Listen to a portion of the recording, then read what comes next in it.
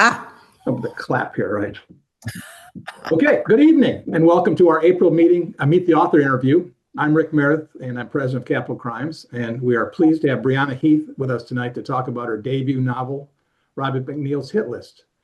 Brianna will be interviewed by Myra Jolivet, but before I introduce Myra, let me go over some of our upcoming events, and it's going to be a busy week. On Saturday, the guest speaker at our members meeting is Clay Stafford, the founder and director of Killer Nashville. Clay will be discussing how to build an entrepreneur career from your writing. And Killer Nashville is one of my favorite conferences. If you get a chance to go there, it's just great. And Clay runs a great program. On Sunday, the next day, Capital Crimes, along with many of our authors, will have a table at the second Sacramento Book Festival at the Scottish Rite Masonic Center in Sacramento. Last year was a huge success, and I hope you can make it this year. And actually, I should mention that tomorrow at Gold Country Writers, Karen Phillips is going to be giving a talk from 10 till noon. On Tuesday, May 12th, our Meet the Author guest is Katrina McPherson, discussing her latest book, The Scots Egg, which took the Lefty for the best humorous novel at Left Coast Crime 2 months ago. And on Saturday, May 16th, our members meeting speaker is Michael Bracken, who will discuss the business of writing short stories, excuse me.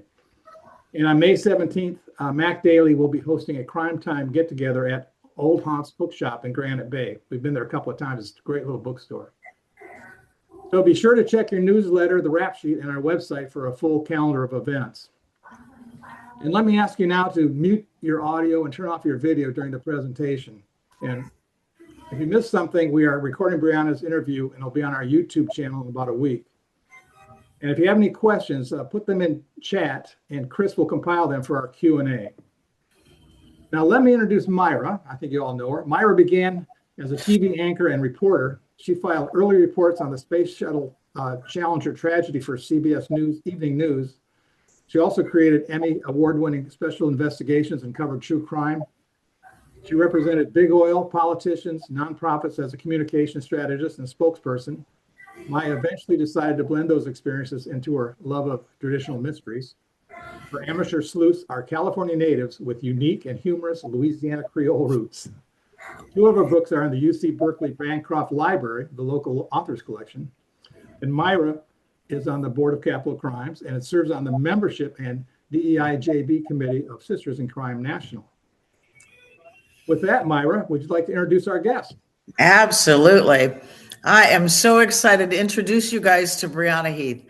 She is a queer neurodivergent writer whose books can be broadly described as be gay, do crime. Her debut mystery, Robbie McNeil's Hit List, follows a contract killer on a hit gone wrong. In her non-writing life, she works as a program manager for autism research and teaches seminars on disability, advocacy, and inclusion. She is on the board of directors for a nonprofit queer library that promotes and preserves LGBTQIA books and history. Brianna lives in Northern California with Beau, her rescued border collie / gremlin, who, like her, has absolutely no chill. So no chill, Brianna. Welcome. It is so great to have you here and to talk about your review. I'm excited to be here. Let me dig right in with, rather than ask you about your writing journey, when was that? Share that moment with us when you had to write.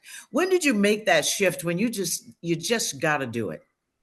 Tell us about that.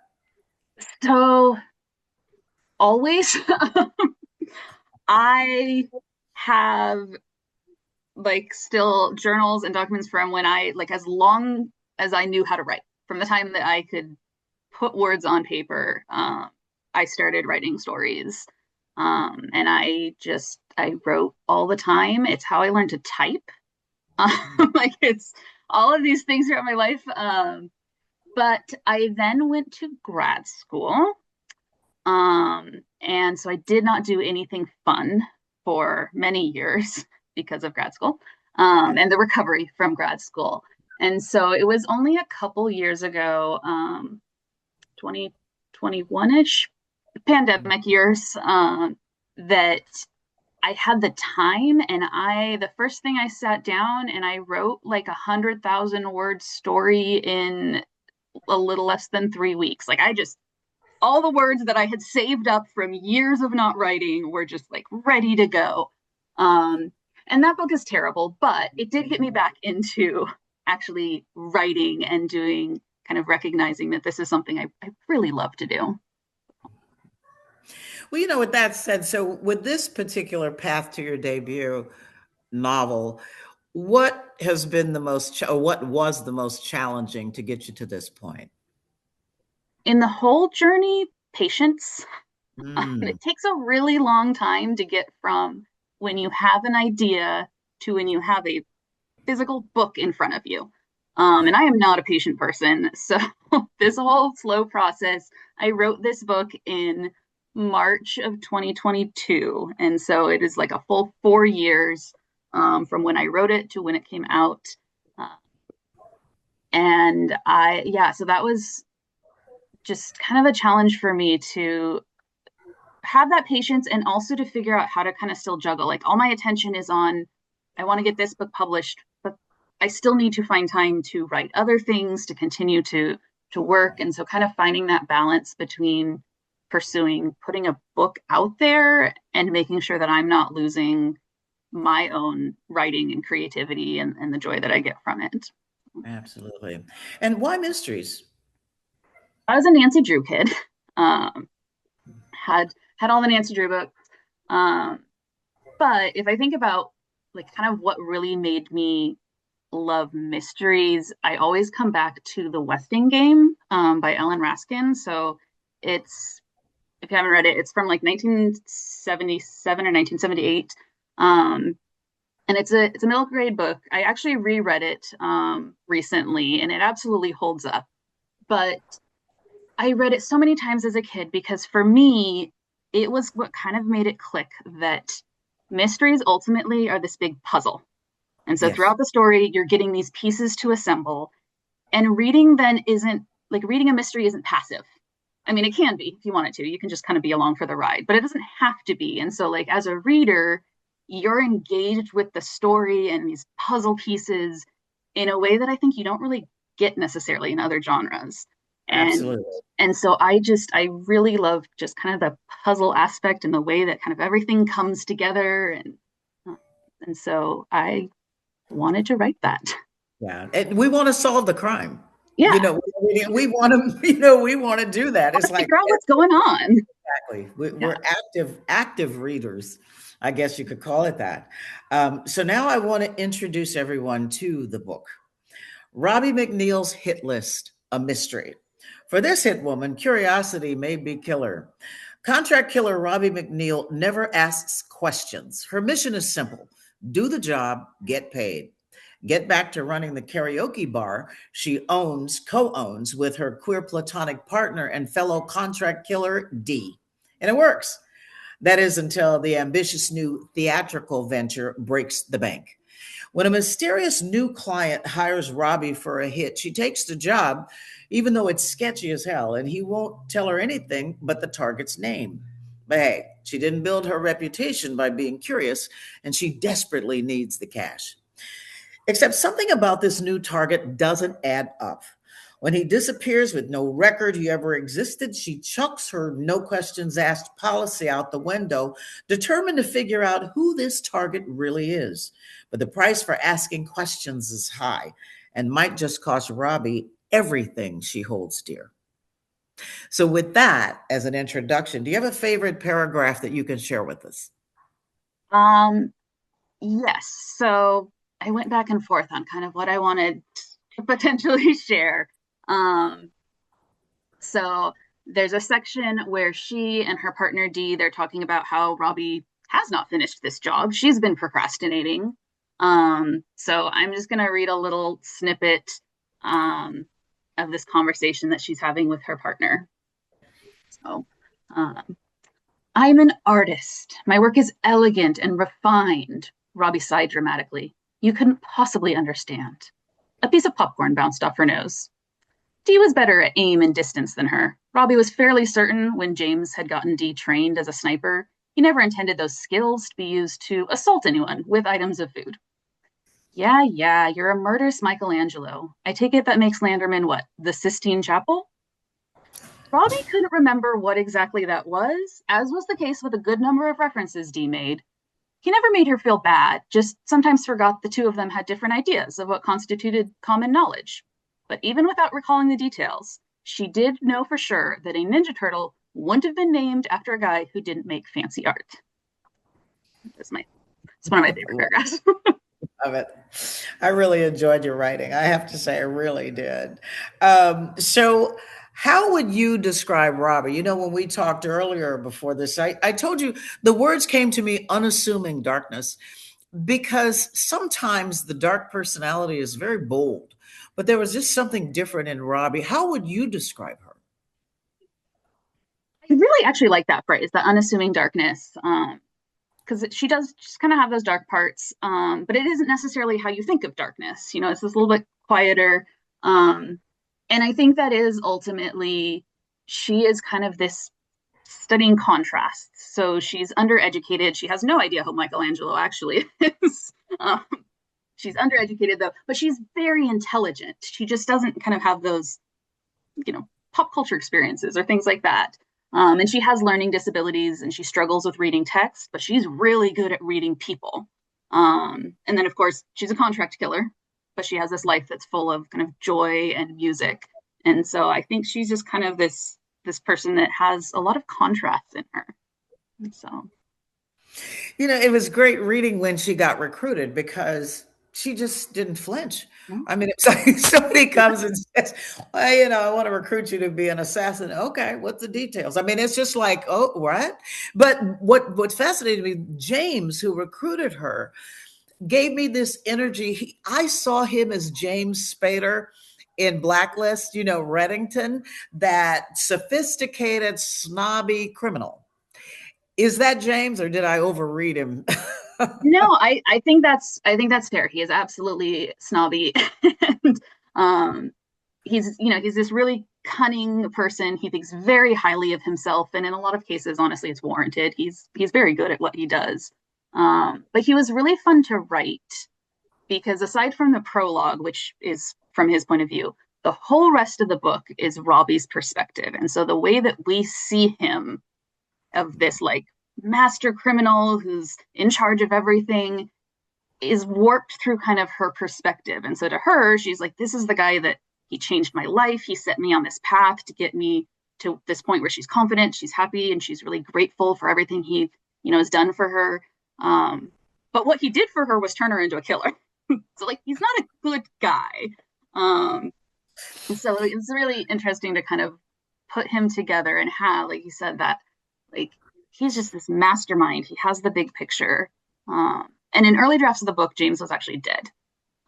So he was, someone from Robbie's past, but he wasn't around anymore.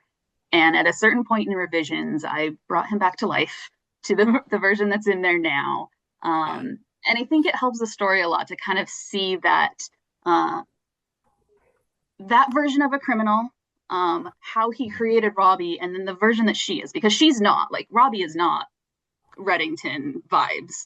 And so she's kind of taken this murderous ambition and made it her own. So. Well, yeah, I love the way, because you have this very sophisticated, devious mastermind, and then you have her personality. It's such a great contrast. But the other thing that you did with it for me was you flipped the script on morality. I mean, when you really get into the story, you start to lose yourself in, wait a minute, this is wrong, but I forgot it was wrong. But I'm rooting for her to murder someone. Right? What's your problem? And then that's my next question. I mean, she's stumped because she's not murdering this guy. And then I'm saying, what's wrong with you? And then I'm like, whoa, Myra, you want her to murder her. And I said, okay, Brianna flipped our morals around for us. Did I get that right? Yeah. And that was part of kind of, I wanted to write, I think of it as a reverse mystery. Like, from the start who the killer is. Like, it's Robbie, her name's on the cover. Great. No clue who her victim is. And she has to kind of investigate who this guy is. And her obviously I have not everything in common with Robbie, but there are some aspects of Robbie that come from my own experience, not the murder part. But well, yeah.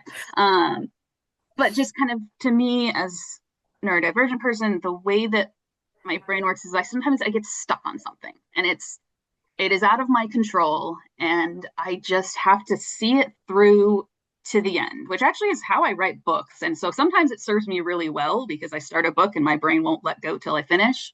But for Robbie, she kind of gets stuck on how there's something about this guy that doesn't add up. And there's these inconsistencies and these contrasts, which she would hate to admit it, but is like very much how she is. Like she doesn't make sense. And she's a contract killer who runs a karaoke bar. Right. And so her brain gets stuck on the way that like there's something that doesn't add up, this mismatch between kind of what she expects and what she gets.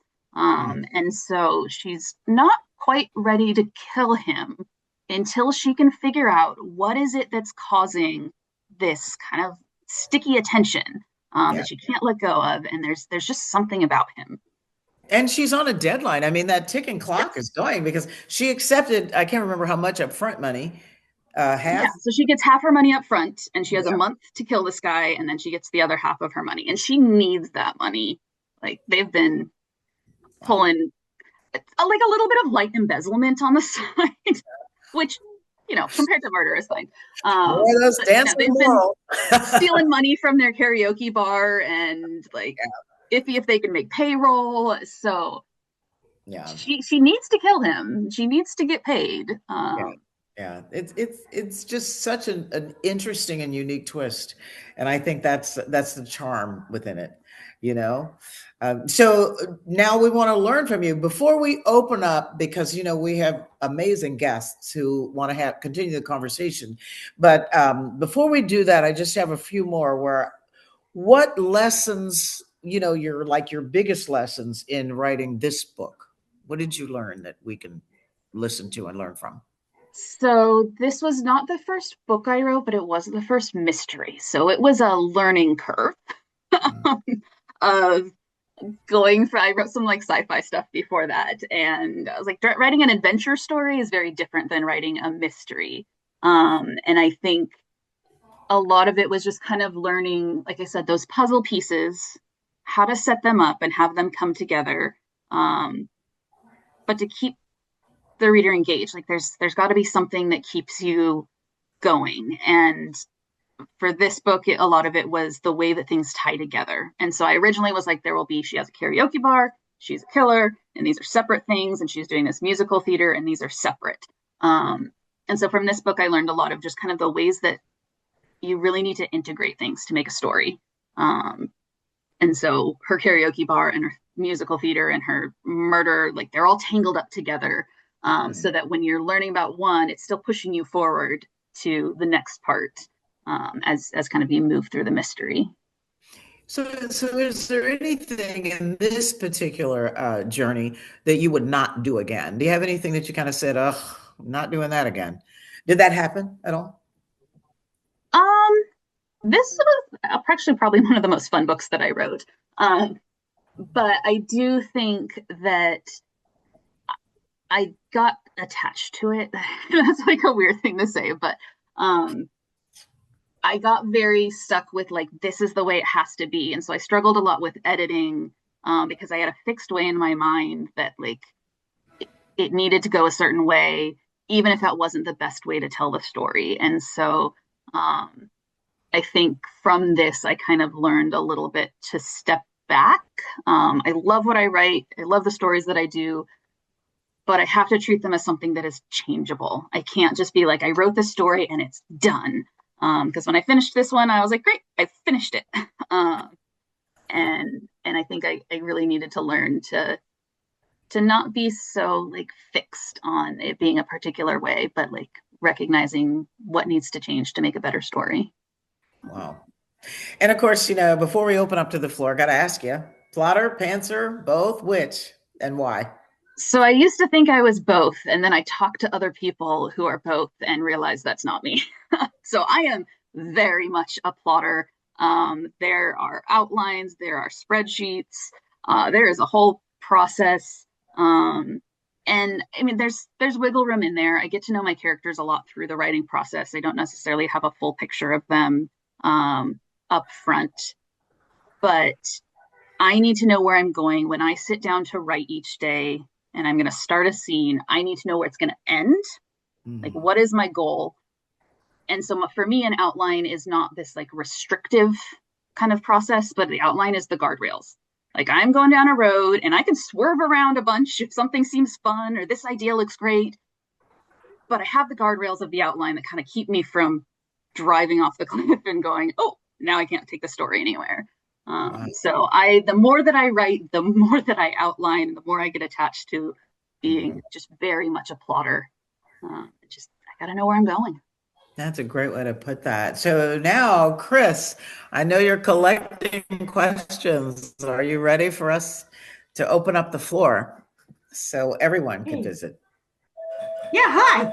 Oops, yeah, we've got a few questions. So more, if you have questions, go ahead and put some more in the chat if you would. But Shannon started out with a whole bunch of them, so thank you, Shannon.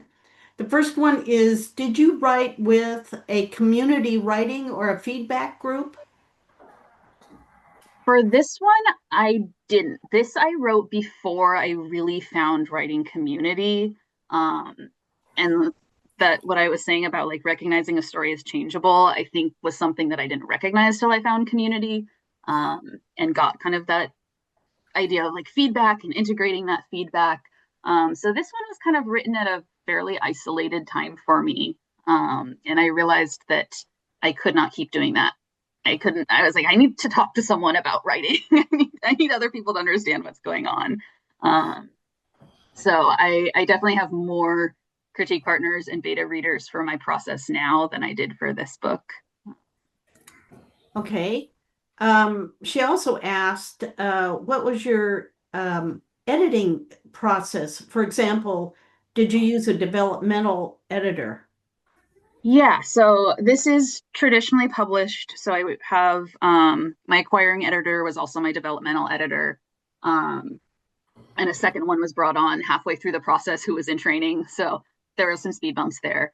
But she gave me basically an outline letter of these are the things that need strengthening. And she gave kind of, this is how to do it.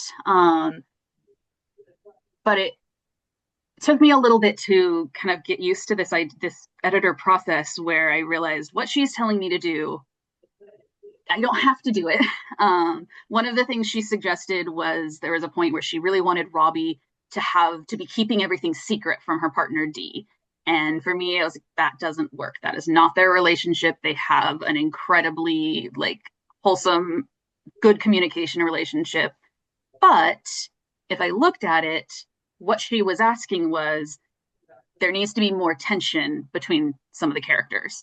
And so kind of in the editing process, I was able to figure out, I don't have to do everything a developmental editor says, but if I can figure out what the actual underlying problem is.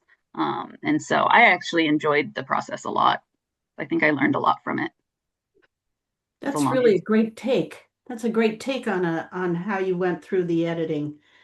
Okay, Shannon had another question on how was the querying process for you? Oh, it was long. So this was not the first book that I queried. It was not the last book that I queried, actually. It was in the middle somewhere. So I queried for a good year with this one. I was at a little over 100 rejections. And I ended up actually getting an offer from a small press. And so then I went to a handful of agents. So some of them already had my query, and there was one that didn't. And I just decided to send it to her anyway and shoot my shot because she seemed great. And just said, I have a publishing offer. Do you want to represent me in this deal? And most of them said no. So it felt like this big guarantee, but it wasn't. And ultimately, though, I did find that one agent that I wanted to work with, and I was like, shoot my shot anyway. I'm glad I did because I signed with her. She is fantastic. And we did make the somewhat risky decision not to take the offer that I had and actually go on submission, which is not a guarantee of anything, but we did, and I ended up with a different publisher than the initial offer. But by that point, I was actually querying another book. I was like 60 queries into a totally different book. And I was like, oh yeah, I like Robbie. There's a couple straggler queries left. But that's what ended up working for me, was those last queries that were still out there. Cool. I'm going to skip over a few and bring up John's latest question right now, because he said, why didn't you work directly with the publisher?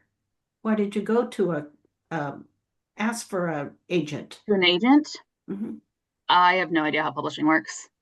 I Like, I have no idea. I was looking at these things and I was like, what? Subrights? Like, my background's in biology. I work in social sciences. And I wanted someone to essentially hold my hand through this process and help me understand publishing and position my book as well as possible. And like with publishing contracts, there was so much in there I didn't understand. And so having an agent helped me feel confident that this was going as well as possible for me. And there have been times where it's really helped to have someone to advocate for me. There were some, as I said, there were some speed bumps in the editing process, and she really helped with that and kind of advocated for making sure the story stayed the way I wanted it to be. And which I'm not great at doing that myself. I'm very conflict avoidant. So I'm like, will you go be the bad guy for me? So. Well, great. Apparently you got the right one for you. Oh, she's perfect. Vinny wants to know why a karaoke bar. Do you like to perform? Not if other people are around. I love to sing. I sing all day. My dog is my only audience, so he gets to listen to me sing. I don't love doing it in front of other people. But this book actually started with a joke that my friend made about things that didn't seem like they went together. And those components were lesbians, karaoke bars, and murder. And so I always knew there was going to be a karaoke bar in there somewhere, because it didn't go together. I was writing a murder and a karaoke bar, and the idea of having that contrast and these things that don't make sense together was really appealing and fun. That's cool. Dover wants to know what Ronnie's favorite song is. Oh, this is a good question. There are two playlists for the book, so I'll just say this first. There is a playlist for the songs in the book, and then there's a playlist that's Robbie's actual murder playlist that she listens to on jobs. So Robbie's music style is very I'll say Southern Gothic and kind of more rock than her partner does a lot of pop. I'm trying to think what her actual favorite song would be. I don't know that I have a specific one. She's got one for the bar and one for the kill. Yes. So there are 27 songs mentioned in the book. And some of them are clues and foreshadowing, and some of them are just there for vibes. But cool. I will not share which ones are which. Did you have an issue getting those listed, or do you have to go through some kind of... I had looked this up a lot and I had read up on it a lot. So I actually didn't have to make a lot of changes to the book. But I had read ahead of time that titles and the names of musicians are okay, but lyrics require a lot of permissions and often are very expensive to get copyright permissions. So there are no actual lyrics in the book, which did make choosing the songs difficult because I had to choose songs that either people would recognize, or if they didn't, there's enough information in the title alone to be the clue that I wanted to give. But because there's no lyrics, I didn't have to do additional like permissions and all of that. Okay, interesting. Let's see. Jessica wanted to know how your experience when producing your audiobook went. I love my audiobook. So my publisher does there's a lot that's out of my hands. And they have some particular systems for, figuring out the right marketing and cover and title and what's going to make someone pick up the book, what's going to, make them click add to cart. So I didn't have a lot of input on my title or my cover, but the audiobook was the one part that I wanted to make sure I had input on. And so about 9 months before we even were at the point where we needed to start thinking about audio production, I sent my editor a list of 4 dream narrators. And I was like, if at all possible, I would love to get one of these people. I think they would be perfect for Robbie. And I did, entirely expect her to come back and be like, aim lower. But instead, I heard nothing for several months. And then I heard back and they got me a dream narrator. And so I submitted like pronunciation. They had, some information that they needed from me. And then she just went and recorded. And about a month and a half later, I got to listen to it for the first time, which was really, really exciting. I'm a big audiobook person. So yes, the audiobook is narrated by Mara Wilson, and I'm like so happy with how it came out. And I'm really excited. My publisher was like, yeah, sure, we'll get you your dream narrator. And they did. So well, that's perfect. It was great. Jessica also wanted to know if your publisher was any help with marketing. Yes, but I can't necessarily tell you how. So they did do a lot of marketing and publicity, but I'm not necessarily looped in on all of the things they're doing. So some stuff is like if I happen to see it, but they did mailing out of ARCs. They had, my publisher has a whole influencer program, and then they have reps with different places and bookstores and all of that that they handle. And so I do my little tiny corner of social media, but they handle a lot of it. So I don't always know behind the scenes what's happening, but people found the book, so they did their job. So. That's cool. Okay. Betsy wants to know how can you make a killer likable? This is really hard. I love that question. It's a good question. I think a big part of it is being a killer is not everything she is. And I think a lot of times when we get like assassin stories, that is their entire identity. And like everything they do is focused on this one aspect. Which if you think about it, like your whole life is not only your job.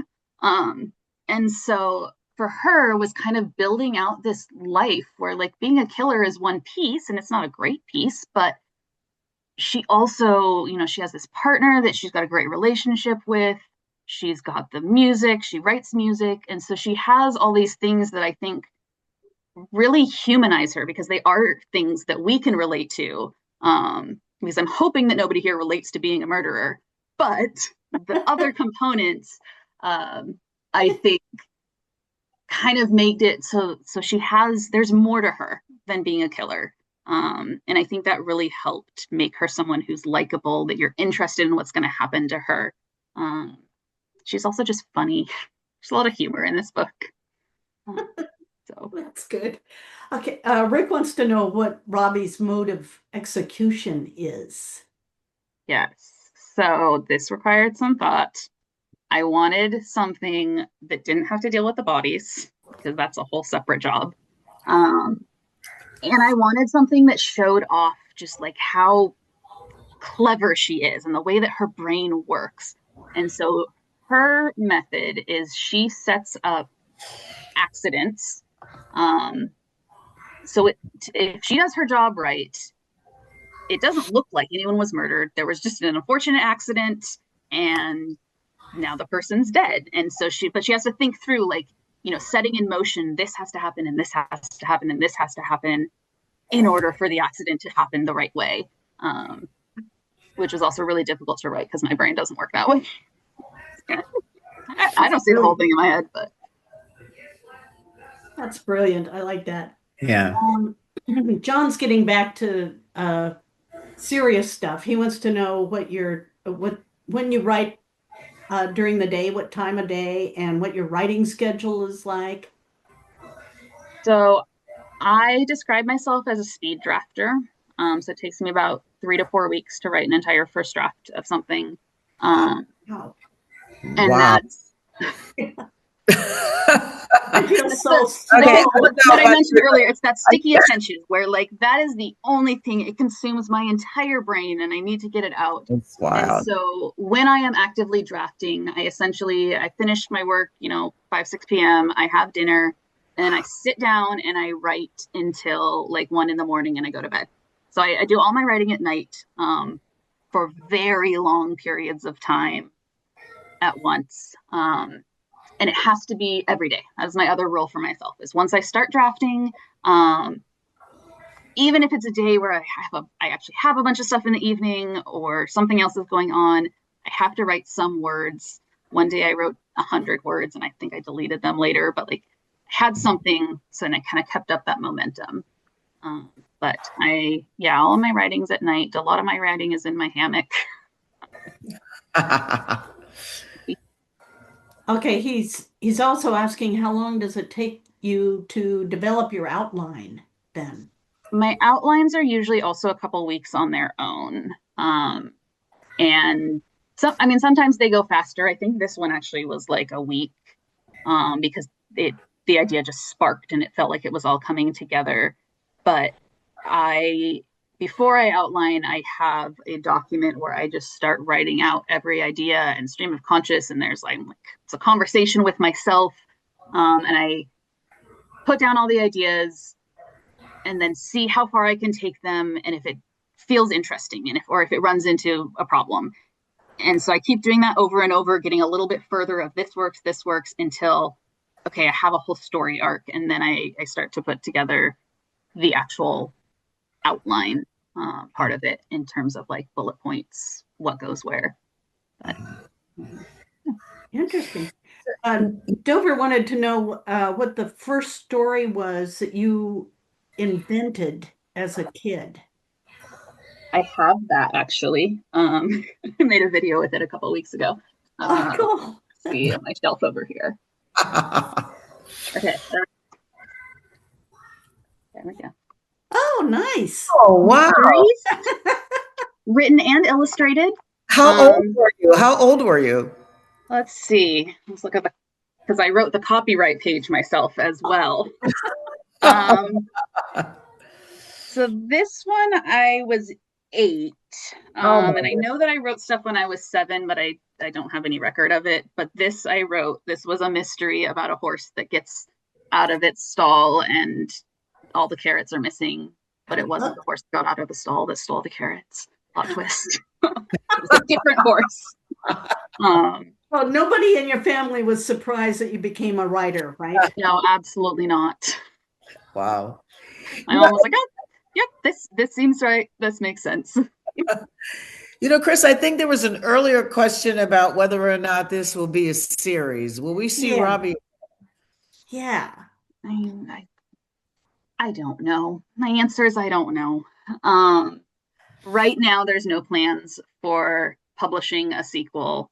I did write a sequel, just for funsies before I started querying this book. And I think a lot of what I made, kind of how I strengthened this book, was by writing a sequel and learning the world a little bit more and then coming back to the first. So I have a very, very rough, not great draft of a sequel, but I have the premise. But right now we don't have plans to publish anything further on this one. And my next book, which will come out next year, is also a standalone.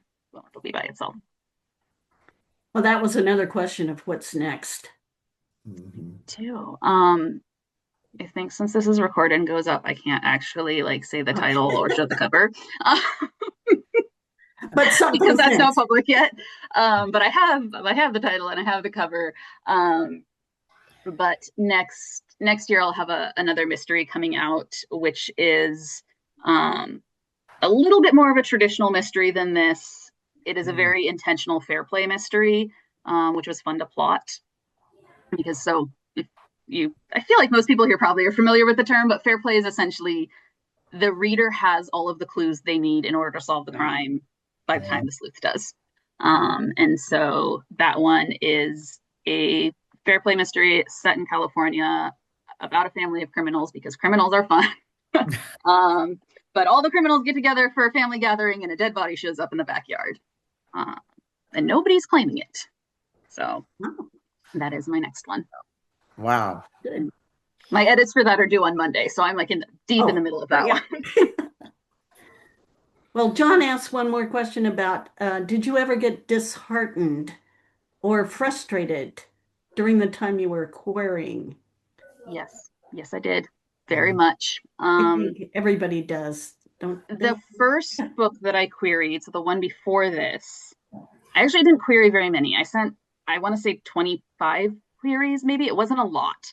But I was not prepared for what the querying process looks like, either, even just logistically or emotionally.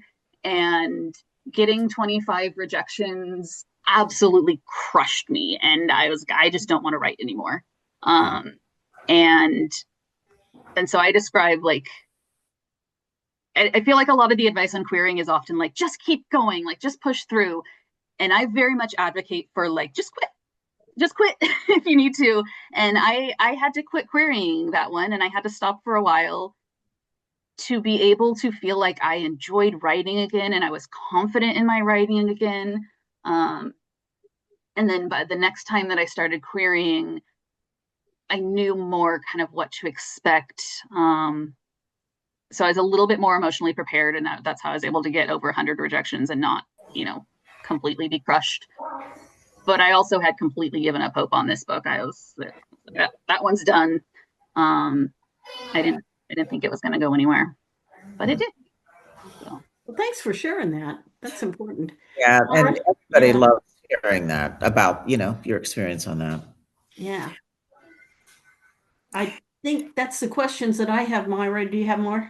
I see one from John. How long does it take you to develop your outline? Maybe you kind of answered that, but so that's a couple weeks.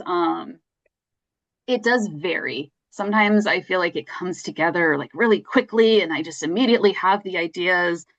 And sometimes I'm like plodding through and I have like a 40-page document full of ideas that still haven't gone anywhere. And we're just going to keep chugging along until one of them works.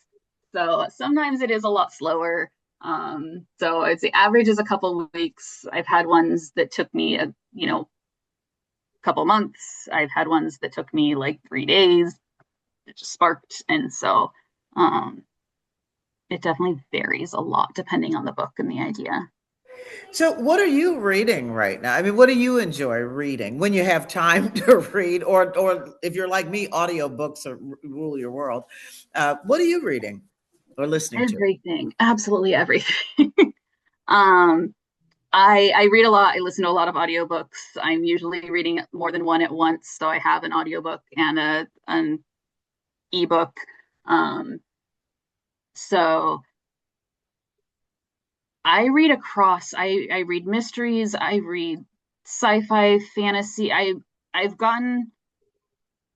decided at one point a while back that I was going to stop choosing books based on genre. And that also meant I wasn't going to exclude books because I thought that genre wasn't going to be something for me. And so I don't love every book in every genre, but there are books in every genre that I do enjoy. And so I read across everything. My one condition is I do really need it to have a plot. So super literary, you're just in the character's head thinking thoughts for 300 pages does not work for me. But if you've got any sort of plot in there, I'm on it. So, and I slowed down a little bit this year, but I usually read a book every like 1 to 2 days. So I do read like a lot, and I always struggle with the what are you currently reading? So I'm like, what I was reading yesterday is different than what I'm reading today, and might be different tomorrow. So Okay, we got one more from Dover. Thank you, Dover. It says, if you could give one piece of advice to a kid who wants to be an author, what would it be? I will say, so if I think of myself when I was a kid and I was writing, and I had, the way that we're taught about writing is like the goal is to publish it. Like you should become a published author. And I think I would just say, like, find what you love about writing itself and do that. Because if you never publish, or kids should not be thinking of publishing, as that's a soul crushing thing to put a kid through.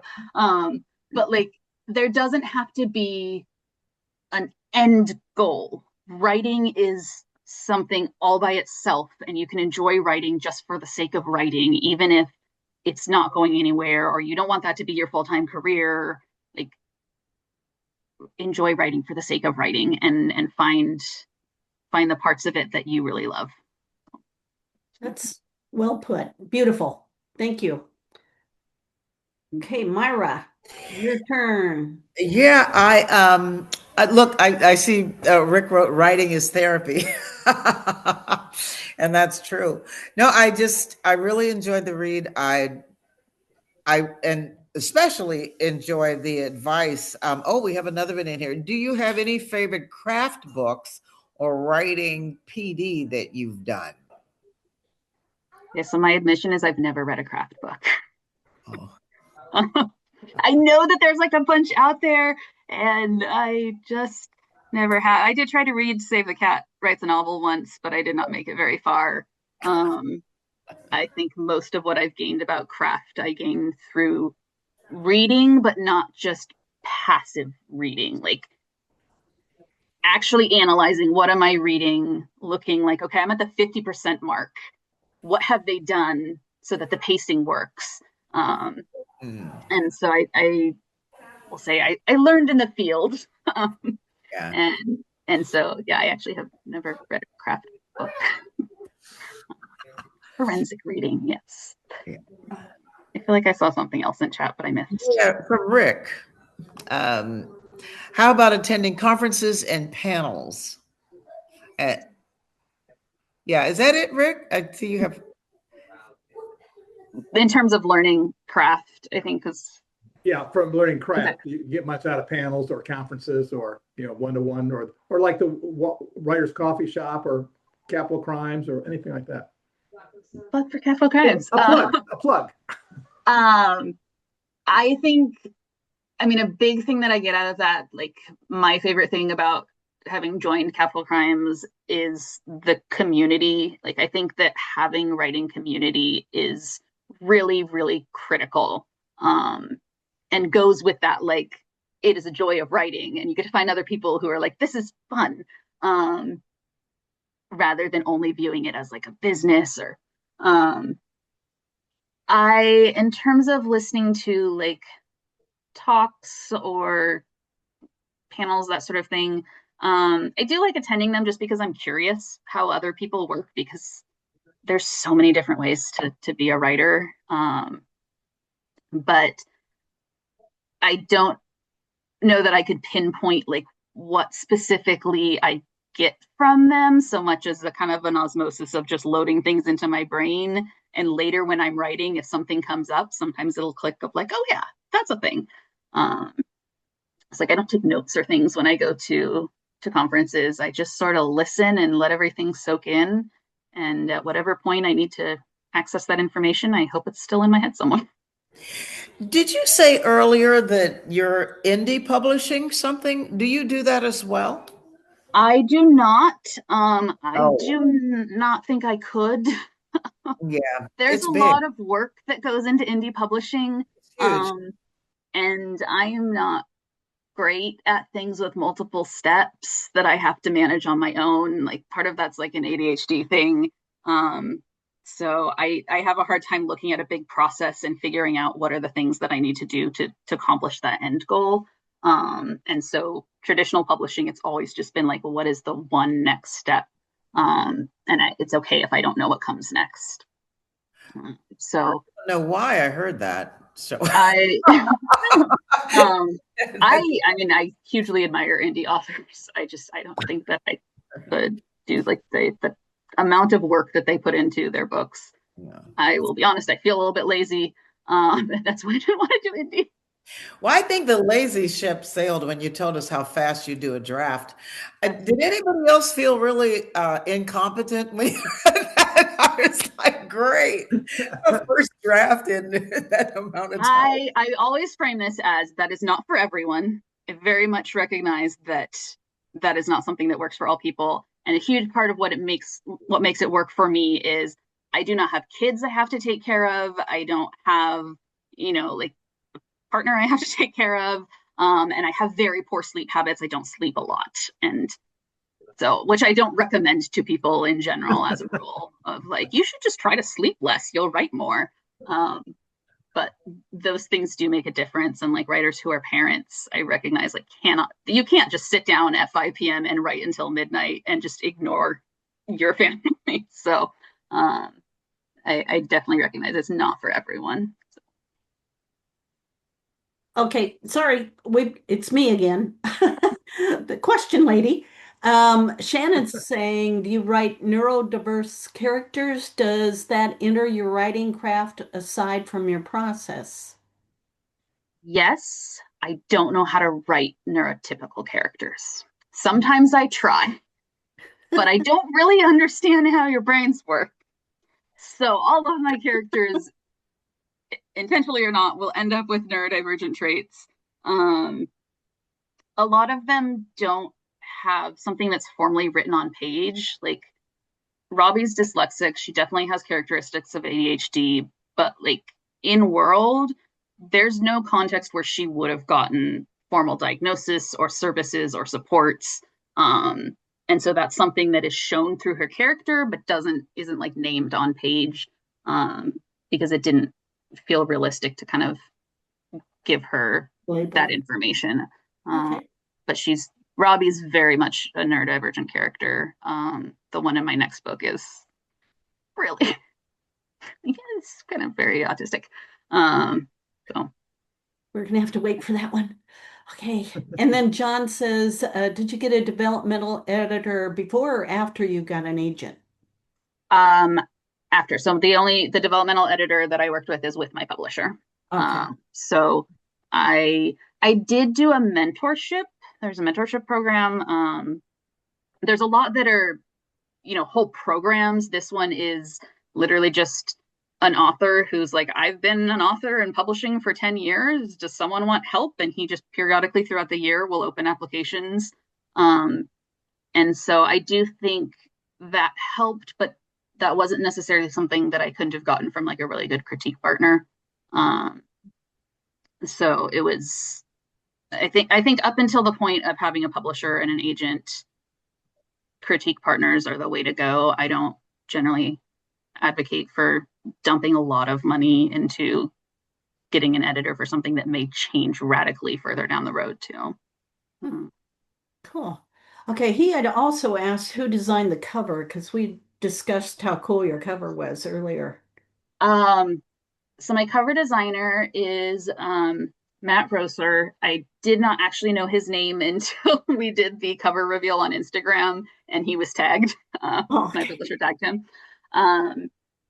So I didn't know a lot about him or his ideas, and I've chatted with him since, and he had some very ambitious ideas for the cover that they were like, that's not realistic. He wanted the arm to like move when you move, cut like a hole. Yeah. So, but I'm really happy with what he did. I had no idea what to envision for a cover for this. When they sent me, I got an email out of the blue one day that was like, here's your cover. And actually, to be honest, I did not like it when I first opened. I think just because it wasn't what I was expecting, but I don't know what I was. But it has really grown on me. I really love it too. So, and I'm really happy with the work that the cover designer did. Do you have the same publisher for the next book? Yes. So yeah, so I had a 2-book deal. So the second book I wrote under contract, which I don't think we have time, but was a whole experience to be writing a book, knowing it will be published. It's very different than just writing. Yeah. I bet. Yeah, we'll have you back next time. Okay. And Rick wanted to know if you were in a critique group now, or do you have beta readers? Yes, so I have an online writing group that I'm part of, and we swap manuscripts. I have a couple people in particular from there that we've swapped multiple, and so they know my writing style, they know my voice at this point, and are able, like, if there's something that's not quite working, they're like, this is probably why. So I actually think it's been really nice to work with the same people, to get feedback on multiple manuscripts from the same people. And then I run a queer writers group at Lavender Library, but we don't generally do critiques. It's mostly just kind of getting actual writing done and chatting about writing. So my biggest critique group is actually an online group. And then I have just like friends read sometimes, where I just want a beta read. Like, does this make sense to you as a reader? Not looking at craft, not looking at, the details of pacing and development and structure, but like, if you read this, is it fun? And so I like to find some non-writer people to read just for that. Like, what's an average reader gonna experience? Sounds good. Rick?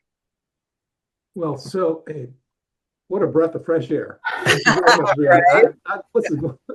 This is great. I can't wait to read it. You got me really, this is fun. Awesome.